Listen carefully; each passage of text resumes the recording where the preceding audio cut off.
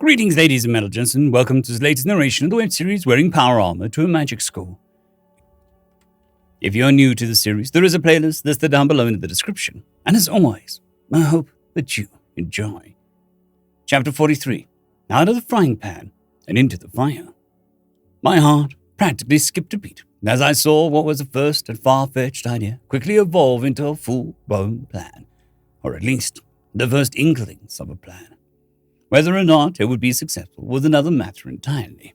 No, that didn't take away from the excitement of actually seeing another harebrained scheme coming together. The fact that there was now a way forward, whereas before none existed, was cause enough for celebration. We could potentially find a way to rectify this whole situation, a way to possibly fix this mess and regain the ability to make contact with the IAS, a way to prevent things back on Earth from spiraling out of control, to prevent everyone back at home from jumping to conclusions before it was too late. Because the consequences for being beyond the 5-week cutoff point was something nobody wanted to deal with. The director herself had made sure to drill that into me from the first week of my training. Practical concerns and a very real potential over a complete overhaul of the standing policy for a recovery and response mission over a missing agent aside. The ramifications of a complete loss of contact went far beyond the UN's response plans. It also would have far-reaching implications for the future of the IAS itself. The director had, over the course of an entire year of slow, gradual talks, made it clear what she was putting on the line with the Pilot 2. Indeed, after the failures of Pilot 1, there was an immense level of scrutiny coming in from all parties, landing squarely on the IAS and the director's head. From assembling committees to military reviews, to even a top-to-bottom internal audit performed by an out-of-branch internal review board, the IAS was this close to being reshuffled and overhauled.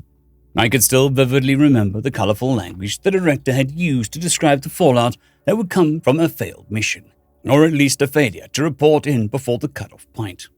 Imagine you're on your last paycheck and you've just put everything on Richard Madison in the first quarter of the Armstrong-Irving hump during the 302nd Lunar Grand Prix. Imagine doing this whilst knowing full well what happened to Stephen Wu and Harry Roy in the 300th and 301st, respectively. I'm sorry, what? Not a space racing fan, not particularly, ma'am. Shame. I'll avoid long-winded metaphors and get straight to the point then. You remember our talks with Field Captain McCoy of the waterfront, correct? Yes. And you know the current pressures being put on the IAS following the incident with Pilot 1 and what became of your predecessors. As far as has been disclosed to me, ma'am, well, I'll be frank with you, Emma. I believe that you've earned this trust, given what you're putting on the line. Let's just say that the past 2 decades have been spent with an explicit purpose of rectifying the short-sightedness of Pilot 1, meaning the IAS, as we currently note, including all of my plans following this mission, all ties back to the success of Pilot 2. This includes our potential partnership with the LREF. No pressure, right, ma'am? Well, I was trying to ease into this using the space racing metaphor. Speaking of, maybe we should finish that thought. Whatever happened to Richard Madison during the Lunar Grand Prix, ma'am? He was losing until the very last second, where he managed a gravity sling maneuver at the risk of his own life. He made it, just barely. With the ship holding together by its literal outer plating, he beat the first hump by 5 seconds. Well, I hope Pilot 2 won't come to that, ma'am. As long as the tech labs have done their work, I'm confident I can make sure that I don't pull a Richard Madison. I'm counting on you, and we'll hold on to that promise, Cadet Booker. Everything was now riding on Pilot 2 actually succeeding. Everything, all the way from jobs to insanely intricate webs of plans the director had for the IAS moving forward. Every last bit of it relied on getting a signal out. But it was easy to get lost in my own sauce when it came to the implications of being unable to get a message back to Earth. This wasn't just about issues back home now, because of my time in the Nexus so far has taught me anything. It's that the consequences of me not getting in touch wasn't just limited to the future of a single agency, or heck, even the entire United Nations Science Advisory. No, there was more on the line now if I wasn't able to get in contact with home. The intel I'd gathered, the things I'd learned, had just elevated the stakes from departmental drama to national security. Heck, it might even go beyond national security, even dipping its toes into a complete and utter existential crisis. I needed to get this data out, and thankfully, despite the obvious setbacks, we at least had a clear path forward. Starting with the library. A winged ally, Thalman repeated with an indignant huff. You're talking about that trickster spirit wearing the skin of a benign beast, aren't you? That self-described librarian. You're suggesting we return to that accursed place to trade ancestor knows what for an answer in this new challenge facing our comrade? The Lupinar prince gestured harshly in my general direction, extending the full length of his arm out for added effect. Correct, Thelman. The library is the only neutral party removed from our rapidly complicating circumstances. Moreover, it is the only party that I am more than certain possesses at least something akin to the knowledge we seek, Dacia concluded simply, standing her ground despite the Lupinar prince's best efforts at dissuading her. This is over-reliance on the library will see us faster become slaves to its enigmatic machinations than us gaining any true, meaningful enlightenment, Thalman growled. The library is a tool, Thalman, like any tool. Reliance, or lack thereof, is a trade-off that is highly dependent on the contexts and circumstances surrounding its user. Dacia promptly snapped back, holding her ground without even so much as flinching to the Lupinar's arguments. In most cases, I may be inclined to see eye to eye with you in this matter. However, the situation we find ourselves in places the library as a uniquely beneficial choice in our rapidly depleting arsenal of potential options. The Avenard paused, if only to allow Zalman a chance to provide a counter to that argument. The Lupinar, however, simply shrugged, before nodding to Dacia to continue. We find ourselves once again faced with a dilemma with no apparent solution. A quest which there is no true contemporaries to seek guidance or wisdom from. We are, by every practical measure, alone in this novel and unprecedented venture. To construct for ourselves a line of communications outside of the status communicatia. Dacia let out an exhausted breath, part of it emerging from a harmonic trill which resonated sharply throughout the empty room. But, Princess, we technically do have contemporaries, Thalman shot back, raising both of his hands up in a short gotcha gesture.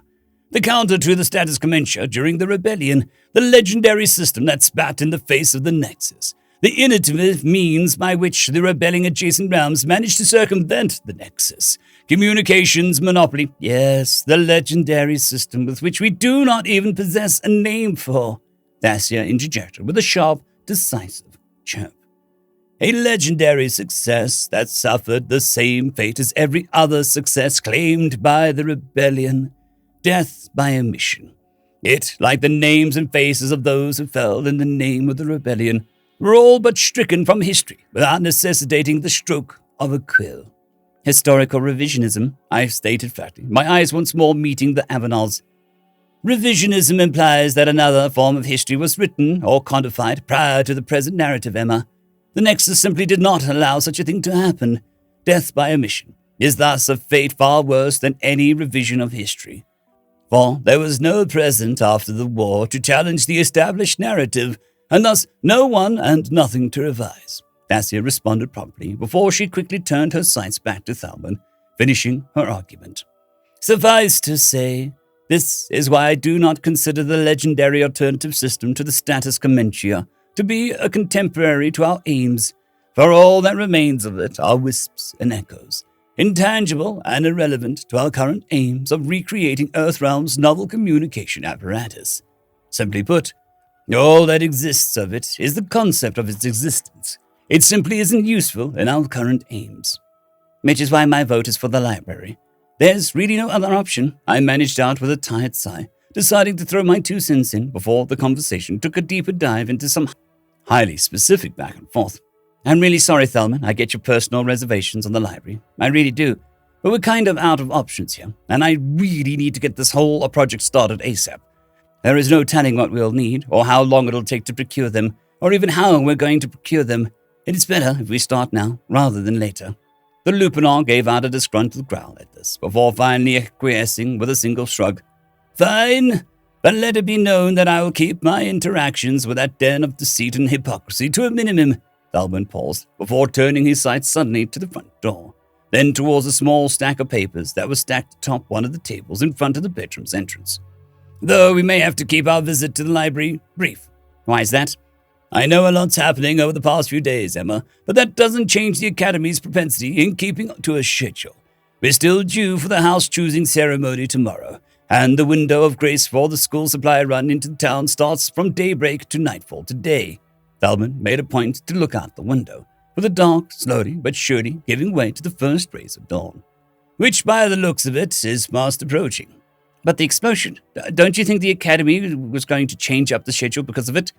I'm the last person to ask when it comes to what I think the Academy will do, Emma, Thalman retorted with a sly, gravelly chuckle.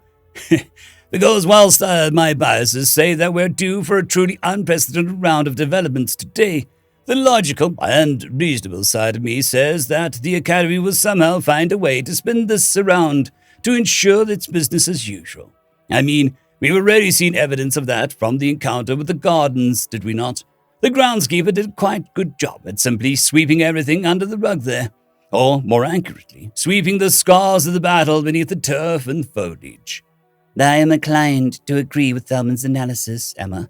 To that end, I have nothing to add. The princess spoke quickly and surprisingly capped it all off with a commitment to brevity.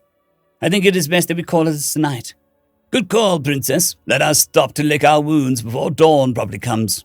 That is a sentiment I wish to reinforce in you, Emma. Thasia shifted her attention squarely on me, looking me up and down, equal parts of worry and equal parts sternness. We will resume this in the morning. With those final few assertive words, we all got up. Thalman once more rushed to my side as he did, like the bro he was. Once more positioned himself in such a way that it allowed me to straddle him for some support. All was silent just before we reached the dorm, however, at which point the Lupinor Prince directed what seemed like an rather harmless question my way. So considering this new quest's cutoff point is slated for 5 weeks away, well, 4 weeks and a handful of days, given how the timer started the moment the crate came through the portal, I interrupted with a quick correction.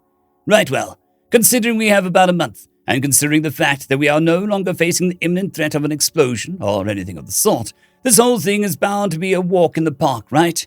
I mean, the consequences of not being able to meet that deadline surely can't be any more severe than the explosion, correct? I couldn't bring myself to respond to that line of thought.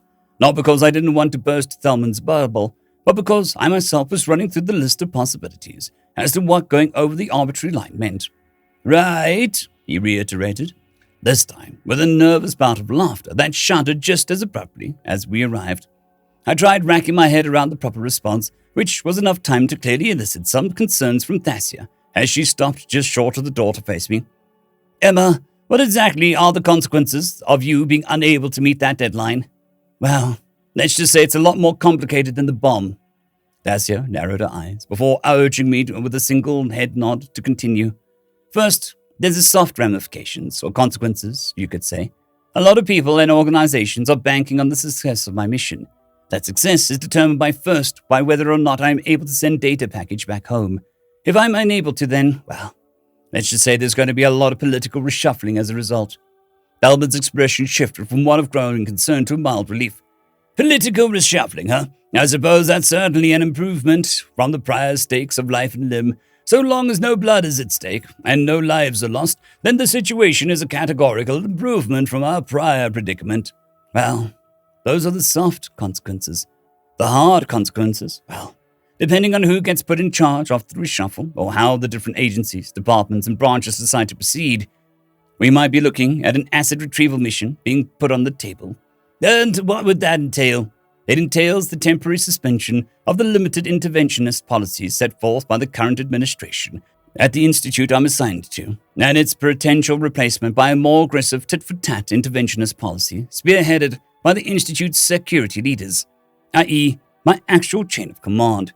There's a whole complicated web of interdepartmental politicking going on between civil service departments and agencies responsible for the civilian side of this endeavor, and the military, which I'm on loan from.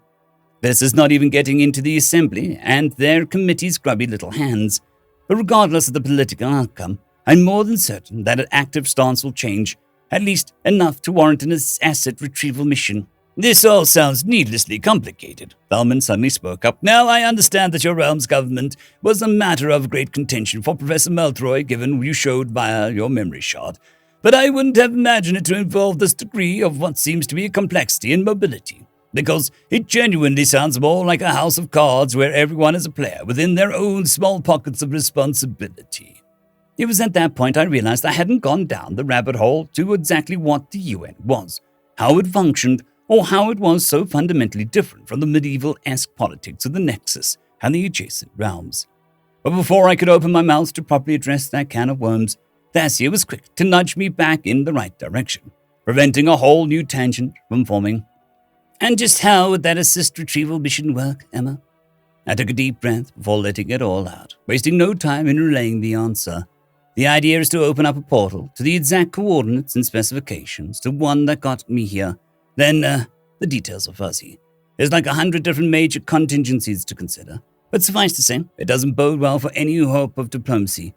Let's just put it that way. Thasia's expression darkened at the end of that answer, her gaze averting just for a second before reconnecting back to my own. And how exactly do your people intend on opening the portal, Emma? The same way we did the first time around. Your people intend to simply opening the portal to Nexus without their consent? I mean, yes. Emma, I was there the moment you arrived. I saw what the procedures actually were. Your people were barely able to break through your planar fabric and into this one. It was through the Academy's aid that you were able to finally establish a stable portal. I mean, I'm sure if they pump more power, it is not about sheer power or mana, Emma. It's about the spells and techniques required to sustain a stable portal. My heart started to sink as that part of me realized that Thasia was going with this. There are a near infinite number of ways that opening up a portal could go wrong without the proper technique.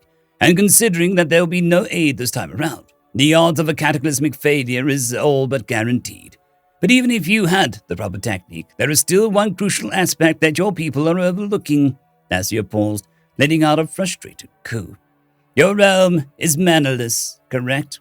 Correct. We've discussed the principles of mana before. Mana enters and invades spaces with less mana. That's why you have that armor. She took a moment to poke my armor. And that's why we have our mana fields. She then pointed at herself. What do you think happens when you open an unrestricted portal from a place known for being the richest pool of mana in existence, connecting it to a completely manaless space? Yeah, that's not a problem, Thasia, I responded with a cocky grin. The portal chamber is built to withstand the mana seeping through. We measured it all the way back from the first candidate's portal. Our facility is rated for that sort of thing.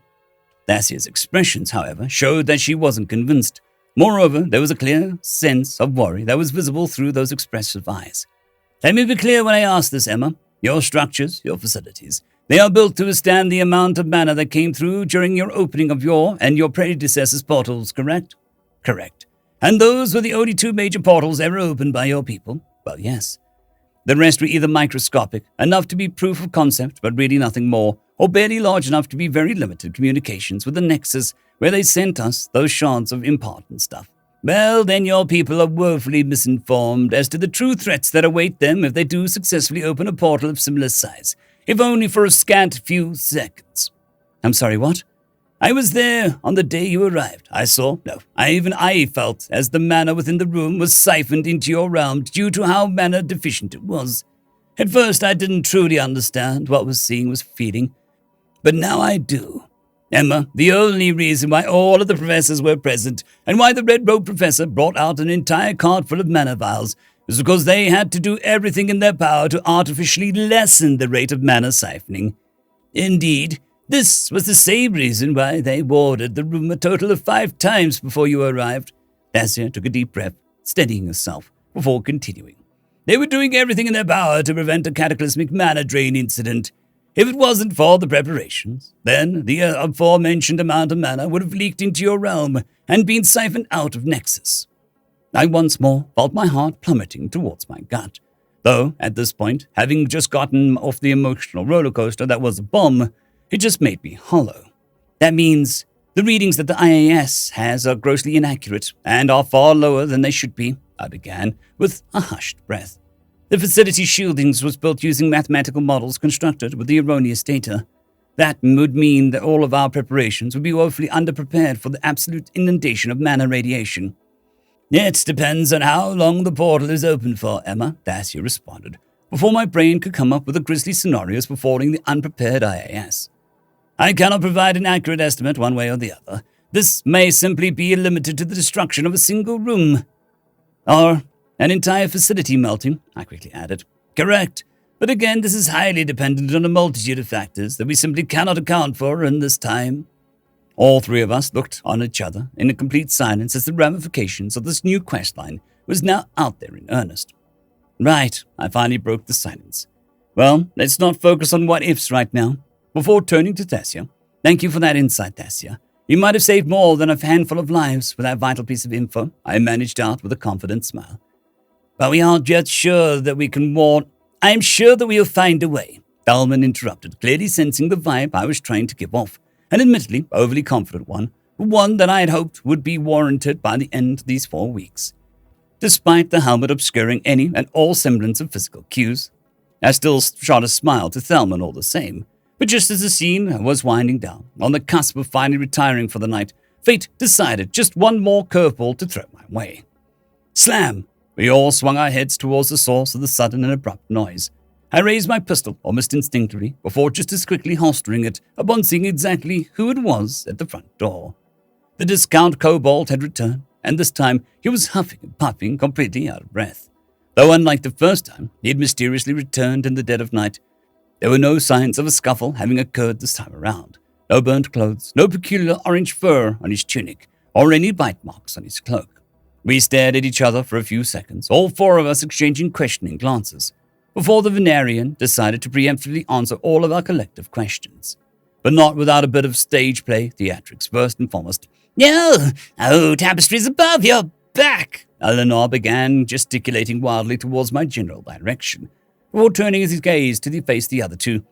You may be wondering why I'm returning to the dorms at this unsightly hour. He took the words right out of our mouths, but not the disgruntled growls currently brewing in Thalman's throat. Well, you see, like the 2 of you, I've been hard at work trying my best to determine the whereabouts of our new Roma friend. In any case, it is quite fortunate that you have found her. The little thing continued, grasping both of his little paws together in a fit of overreacting. With that being said, it is getting quite late. I won't tire our new Roma with the acts of celebration. It is clear you 2 have already given her a well-deserved hero's welcome. I will thus take my leave. Hold on just a second, Thalman growled back. Just how exactly are you circumventing the curfews, huh? Where exactly? Slam! Thalman barely had any time to react as the little thing skidded off from the entryway all the way to his apartment door in a matter of seconds. I'll wring the truth out of him if I need to, Thalman muttered out through a frustrating growl, before finally making his leave, entering the door and slamming it shut hard behind him. This left me and Tessia, as we both turned to face each other with an unknowing glance before entering our own room without so much as a word exchanged. Dragonheart's Tower, level 23, residence 30, Emma and Thessia's bedroom. Local time 0450. Emma Booker. Emma, are you sure you don't require any assistance? Thessia inquired with a soft coo, hovering near me throughout my strained walk cycle as I made my way slowly towards the tent. I'm fine, Thessia, really, I managed out with a plucky, confident tone of voice as I began going through the Tetris-like pile of crates for the one that I sorely needed at this point. Access crate number 4, yes, no? Yes. Affirmative. Please connect crate number 4 to the HenryTheRed cargo airlock. This proved to be a really bad idea. With the lower half of my armor down for the count, it was taking literally everything in me just to push the thing across the floor. I was making about an inch of progress with every humph I gave it. For ancestors' sake, Emma, Thessia muttered out under a hushed, frustrated sigh as she raised a single hand, targeting the crate I was desperately pushing with all my might. Alert, localized search of banner radiation detected, 195% above background radiation levels. The crate suddenly lifted off the ground, hovering in place as I nearly fell over from the sudden shifting weight. Hey, I said I will not apologize for that stunt, Thessia interrupted firmly. You're hurt, and you know it, and yet you still attempt to project strength when you know that you need help. Now, I'm offering my help, and there's no buts about it. Yavanar's tone of voice shifted firmly towards that more regal, more authoritative one, as I couldn't help but let out a slight chuckle, followed up with a brief smile. Yes, Your Grace, I responded, under a cheeky breath. That seemed to strike something within Avanar as her pupils dilated almost immediately in response, and her free hand moved to cover the bottom half of her face, most notably her cheeks. I assumed that you didn't wish to use titles, and that I wasn't, the princess steadied herself before just quickly regaining her composure. So tell me, where would you like this box of yours, Emma? Just over there. I hobbled my way near the airlock door, pointing towards the compartment just underneath the food-rated HenryTheRed, a partition that was clearly designed with the express intent of taking in these crates. Crate detected near HenryTheRed cargo airlock. Proceed with cargo intake procedures. Yes, no. Yes. With barely any effort, the crate glided towards the compartment before being aggressively latched by the tent, as a series of hisses filled the otherwise silent room. "Your tent, it unnerves me, Emma," Dacia uttered out wearily. "The sounds it makes are otherworldly. Ha! Well, I do apologize for the inconveniences I bring to the table by being your roommate. Though I didn't mean any offense by that, Emma. I simply am trying to imply that, well, you truly are just, entirely novel," the princess managed out through the fidgety series of chirps. "I'll take that as a compliment, then. Definitely beats boring, am I right?" A small silence descended over both of us again, as the sudden whirring of the tent managed to break the tension, as it prompted Dacia to take the usual appropriate action. "Alert! Localized surge of mana radiation detected. 255% above background radiation levels." "So, I guess this is good night, then?" I chuckled nervously. "Oh, yes, I do believe it is. Apologies, it's just been a long day, huh? Yes, truly. And Eleanor, what he said, is it true that you and Thalman spent the entirety of a day looking for me?" "Yes." I once more bridged the gap between us, placing a hand on the princess's shoulder. "Thank you, Dacia, for everything. I'm sorry for being such a bother. You're no bother, Emma. In fact, you've been the opposite of that. We're part of the same peer group after all, and peers look out for one another. That's how we're going to survive the academy. That's how we're going to survive the Nexus," Dacia expressed with a confident glint in her eyes. "Right. We're in this together." I nodded affirmatively. "Together, Emma." With these final words, I finally headed back to the tent, preparing myself for the decon and the repairs to follow. End of chapter.